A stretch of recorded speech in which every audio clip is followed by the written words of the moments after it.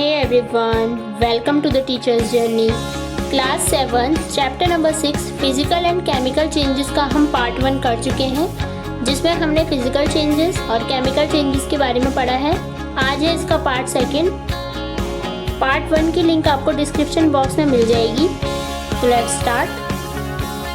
Rusting of iron. So क्या होता है कि जो भी हमारे आयरन के आर्टिकल्स हैं वो डिस्ट्रॉय होने स्टार्ट हो जाते हैं रस्टिंग से। और आयरन इन सब चीज़ों में यूज़ होता है, जैसे कि ब्रिजेस, शिप्स, कार्स, ट्रक्स। सो इससे काफ़ी ज़्यादा मॉनेटरी लॉस हो जाता है। तो इससे बचाने के लिए, रस्टिंग की प्रोसेस से बचाने के लिए हम कुछ चीज़ों को करते हैं जो हम अभी इसमें आगे पढ़ेंगे। अभी हम देख लेते हैं कि जो प्रोसेस है रस्टिंग की उसे कैसे लिख सकते हैं। तो देखिए, जो रस्टिंग की प्रोसेस है वो कैसे हो रही है हमारी, जब आयरन की रिएक्शन हो रही है ऑक्सीजन से और प्लस वाटर। आयरन यानी कि Fe plus oxygen O2 plus water H2O gives rust. Iron oxide की लेयर फॉर्म हो जाती है जब हमारी रिएक्शन होती है Fe plus O2 plus H2O। तो रिएक्शन होती है, हमारा फॉर्म होता है Fe2O3।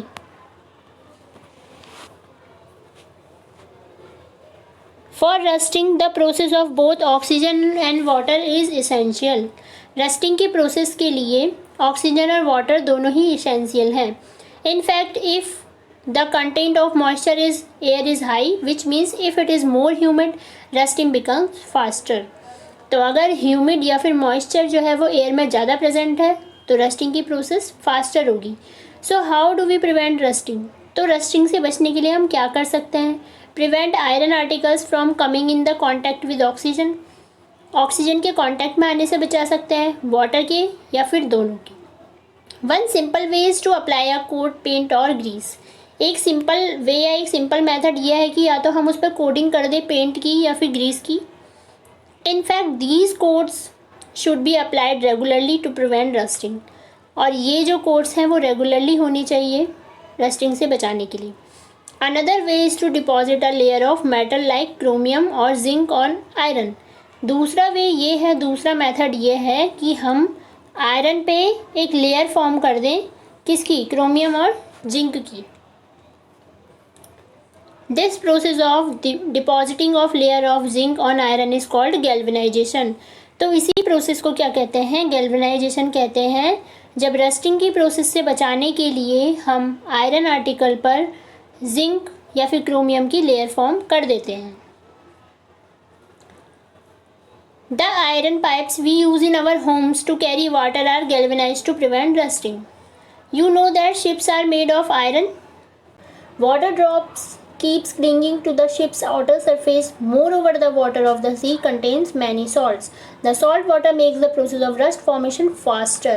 Therefore, ships suffer a lot of damage of rusting in spite of being painted.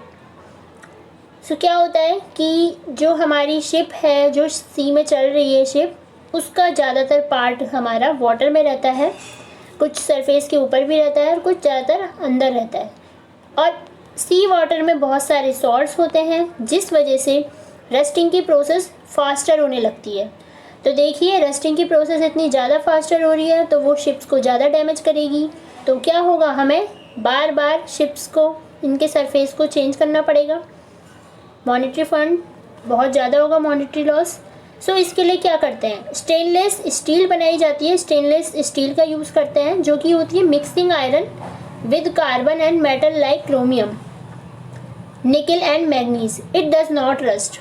जो हम प्योर आयरन से बनाने वाले थे चीज़ों को, हमने क्या कर दिया? मिक्स करके बनाया। स्टेनलेस स्टील उसे नाम दिया गया। और उसमें क्या क्या डाला है हमने? मेटल्स जैसे कि क्रोमियम, निकल और मैग्नीज, इनको आयरन के साथ मिक्स करके बनाया, जिससे कि रस्टिंग की प्रोसेस ना हो। और इसीलिए जो है वो हम डैमेज को या लॉस को इससे कम कर सकें। अब हमारी जो नेक्स्ट टॉपिक है वो है क्रिस्टलाइजेशन। तो देखिए, इसमें लिखा हुआ है कि in class 6 you have learn that salt can be obtain by the evaporation of sea water. The salt obtained in this manner is not pure and the shape of its crystal can not be seen clearly. Class 6 में हमने पढ़ा है कि हम salt को कैसे obtain कर सकते हैं जब हम इवेपोरेशन करेंगे सी वाटर का, लेकिन इससे जो हमें सॉल्ट मिलेगा वो उतना ज़्यादा प्योर नहीं होगा और क्रिस्टल की जो शेप्स होगी वो भी उतनी प्योर फॉर्म में नहीं होगी, क्लियरली नहीं दिखेगी।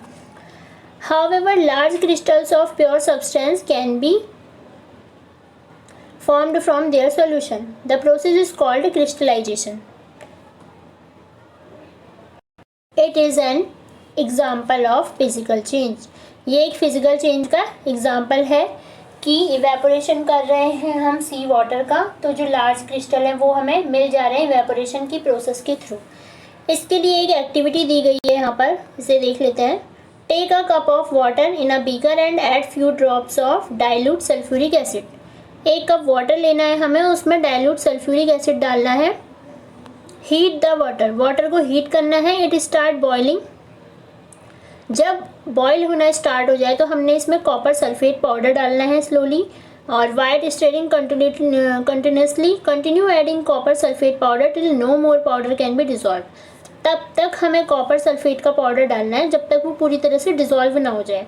फिल्टर द सॉल्यूशन, इस सॉल्यूशन को हम फिल्टर कर लेंगे फिल्टर पेपर से। अलाउ इट टू कूल, हम इसे ठंडा होने के लिए रख देंगे। Do not disturb the solution when it is cooling, जब ये कूलिंग की प्रोसेस हो रही हो तो हम उसे बिल्कुल नहीं टच करेंगे। Look at the solution after some time, after some time हम क्या देखते हैं, हम देखेंगे क्रिस्टल कॉपर सल्फेट के। If not wait for some time more, अगर क्रिस्टल नहीं बने तो थोड़े और टाइम के लिए हमें वेट करना है। तो देखिए यहाँ पर क्रिस्टल्स दिखाए गए हैं कॉपर सल्फेट के, जो कि कुछ इस तरह से आपको दिखेंगे।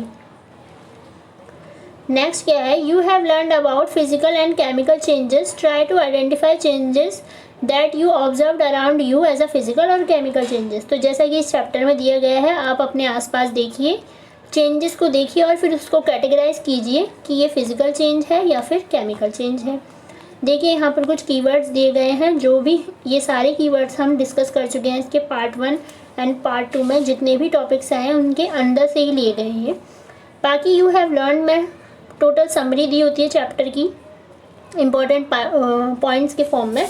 तो देख लेते हैं, changes can be of 2 type, changes 2 types के होते हैं, physical and chemical. Physical changes are change in the physical properties of substance. Physical changes ऐसे चेंजेस हैं जो कि फिजिकल प्रॉपर्टी को दिखाते हैं या उनको चेंज करते हैं। No new substance are formed in these changes, कोई भी नया सब्सटेंस इसमें फॉर्म नहीं होता है। दीज चेंजेस में बी रिवर्सिबल, ये चेंजेस रिवर्सिबल हो सकते हैं। फिजिकल चेंज की यहाँ से यहाँ तक डेफिनेशन दी गई है। In chemical changes new substance are produced, जो केमिकल चेंजेस होते हैं उसमें न्यू सब्सटेंस बनते हैं हमारे। Some substance can be obtained in pure state from their solution by crystallization. कुछ सब्सटेंस ऐसे होते हैं जो कि प्योर फॉर्म में हमें मिल सकते हैं उनके सॉल्यूशन से। कौन सी प्रोसेस से? क्रिस्टलाइजेशन की प्रोसेस से। तो इसके साथ ये चैप्टर्स होते हैं हमारे कंप्लीट, एंड और चैप्टर्स के लिए बने रहिए हमारे साथ। और इसके बाद हम इसके MCQ क्वेश्चन सीरीज भी लेकर के आने वाले हैं, जो कि बहुत ज़्यादा इंपॉर्टेंट है वेरियस टीचिंग एग्जामिनेशन के लिए। Thank you so much.